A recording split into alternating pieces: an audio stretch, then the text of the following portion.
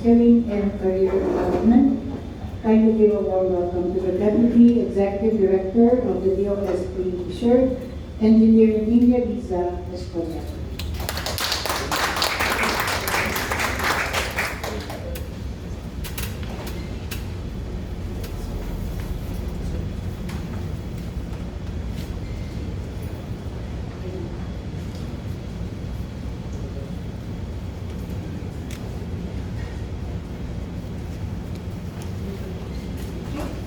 Good morning, as we say in the DOST, isang makaagang na umaga po sa ating lahat. First of all, I would like to thank the organizer for giving us the opportunity to present what we are doing in Fisher in general and in particular to the semicon and electronics industry.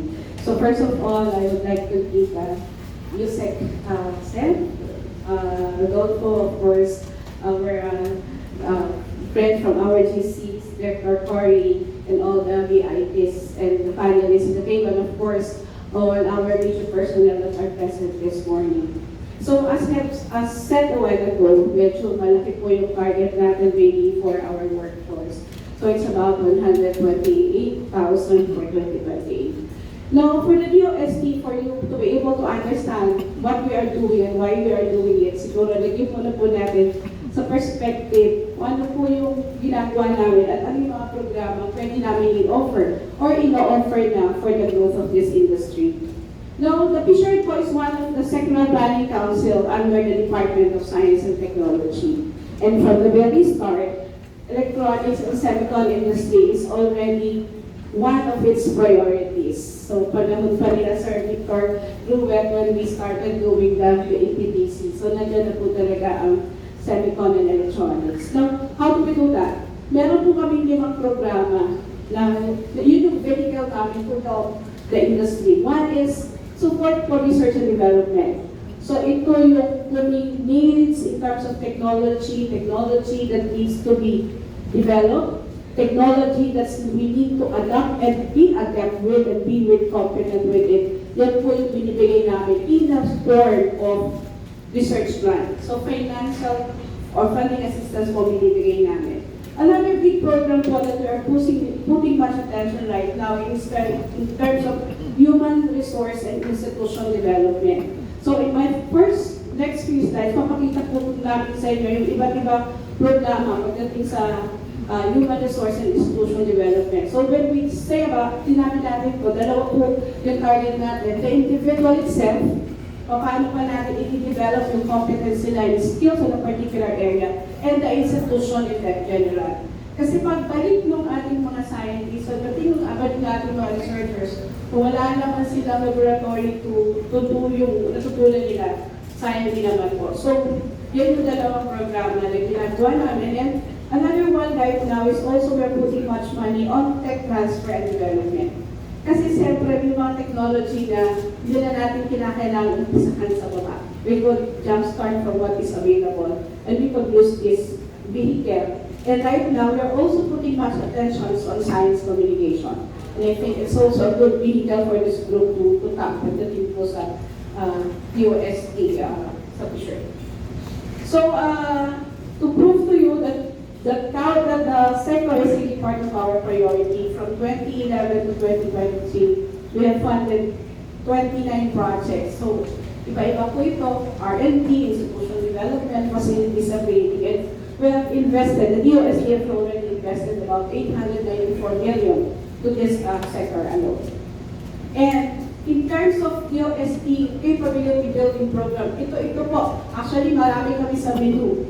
From retool, to prosper, to expertise. But for this slide, I would like to focus on the Young Innovators Program. Kasi sabi nila, pag-develop the workforce, although late na siguro kasi 2028 ang target natin, we also need to start them young. So, ito po yung isang vehicle namin wherein we support senior high school students to do their projects, to do their IPs na talagang dapat science content na yung mga magaganda rin po kami dito, success story that you have heard of the one who made the WeMake. Yung ating, I forgot his name, pero part po siya ng ating yung YIB program. Isang pwede rin po itag to help us jumpstart everything is the Balik Scientist Program. Wala kasi siya sa next few slides ko, pero I would like to emphasize, yung Balik Scientist Program po kasi is that kung meron po tayong kilalang experts abroad na Filipinos, we could invite them in. Before po, yung Balik Scientist Program namin are only limited to higher education institutes or even to the research and development institutes. Pero ngayon po, hindi na siya limited to that. We expanded it. Even the industry could help, could ask us kung ano yung sino yung balik scientists na gusto nila invite that could be hosted by their organization and help them in further developing yung pwedeng skills development or pwedeng technology development. We also provided the Balik Scientist program for instance, in Pasig and Baguio. So the one in Pasig helped them something with mobility. So, and ngayon tinap uli yung same individual and he would be in Baguio. What I'm saying is that marami rin pong way kung paano din natin mabibilis yung development ng workforce. So we could tap experts from abroad who are really Filipinos and we could invite them here in. And another program po is yung ating GABES program. It's more on data analytics, but it also helps in terms of more progress in pagdating po sa capability building. Now, these are some of the programs. Yung Visiting Expert Program, ito yung kung may need kayo in particular, at kilala nyo siya, we could invite them in. And the Fisher could provide yung funding for them. Basta maliwanag lang po kung ano yung program at ano talaga yung magiging outcome for the visiting expert. Another one po is for MSFA students. So kung ito po yung mga research attachment. Usually, ano rin kinabang dito ay yung mga programs namin sa DOST. When halimbawa, si Dr. Louie, meron siya isang staff doon na gusto niyo pang i-further develop, pero hindi siya part ng funding ng project niya ngayon. Pwede mo siyang ilabas, padala mo siya somewhere, and develop that part. So yun po yung research attachment for fellowship. It's another vehicle para hindi na sa kumuha ng budget sa existing project niya ngayon to develop further yung expertise. Marami rin po tayong regional consortia in the regions. Yung regional consortia naman po, this is an opportunity for us to be able to tap different schools, different HEIs in all the regions that we have. So pwede tayong magbato ng mga directed program with them and help us. Like for instance, right now, there are universities that we are helping start in terms of institution development program like yung sa IoT, ganyan po, para ma-develop din nila yung capability nila doon sa region or dagdagan pa yung capability nila for the region. And another one is yung expertise program naman po, wherein if you are a company, we could put in to our consortia yung kanilang mga experts and see paano pa po yung needs ng inyong mga offices. And ito yung nasabi kanina, Institution Development Program, although this one is really focused on our R&D institutions to make them capable to do research and development. Ito yung Institution Development Program. Pero isa pong malaking programa namin ngayon is yung FLAG program din for access naman sa mga facilities that we have at the DOST. So yan po yung in terms of Human Resources Development Program. Pero meron din po kami R&D program na naka-tap-in na lahat. Nandun na yung research capability, nandun na yung human resource development capability and facilities. This program will be further, I think the details of this will be further given by Dr. Louie in his presentation. Pero ito pong CIDR program is really focused on enhancing or coming up with the skills in terms of integrated circuit. So it's composed of 4 projects na magkakatugtong po. They have developed modules that will help us increase our skills, and they are trying to come up with mirror laboratories. So ang purpose po ng mirror laboratories is to expand na hindi lang siya nakakonsentrate ngayon sa UP Diliman or sa MSU-IIT, but we are also trying to involve other research institutions or other HEIs all over the Philippines.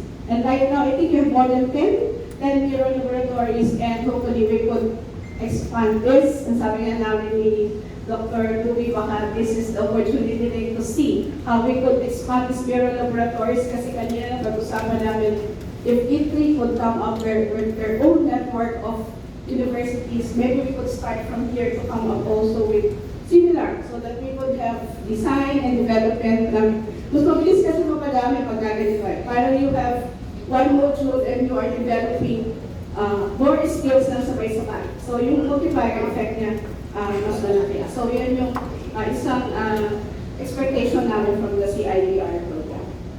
And ito naman po PIIC, this is already a program that was developed by ang Pinili Mahalay. I think it's something that they are doing right now. It's really on integrated circuit design.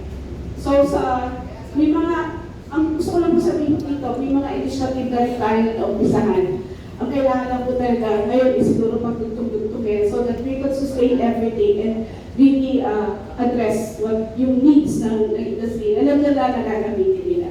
So aside from capability building, to make sure po na competent, sample lang po ito, competent na sila, nagagamit nila what they have learned. We have also R&D projects na maliliit o malalaki para na makakita po namin that we can really do it. We could come up with products that are really Tatak Pinoy and Filipino. So ito po yung mga some of the products na parang response namin ng mabilis just to show that we can really do it in short time. And we have also the micro IC program and the FinNet program. Now, aside from all of this, may mga facilities na rin po that are already available in the DOST system. Like, we have the Electronics Product Development Center, which is a cooperation with the EPTC, that's Dr. Victor, ang aming partner na before. So, it's really for targeted talaga is for product development. So, ito na yung mga produkto natin, mga electronics product na. We also have the Advanced Device and Materials Testing Laboratory, ADMATEL, to help us test yung mga products na meron tayo before natin po siya ipadala abroad. We also take advantage of the ADMATEL as in terms of development yung po ng ating mga estudyante so that they could understand kung ano po yung principle behind all of these tests.